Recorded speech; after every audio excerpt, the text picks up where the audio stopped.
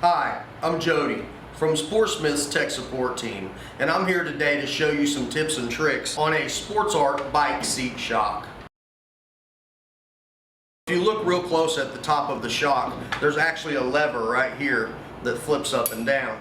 And that lever actually activates a pin inside right here. And when you push that pin, that's what gives you the ability to be able to compress the shock. You can take a rag and just put it over the top of it and then put it on the ground where you can get over it and you'll have better leverage. That gives you the ability to be able to compress it a lot easier.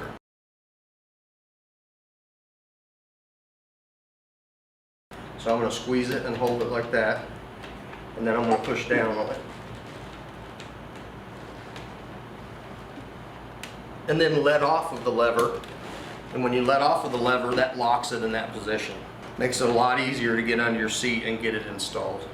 This completes our video about how to adjust the length of a SportsArt seat shock for installation. Thanks for your support during our more than 25 years in the business.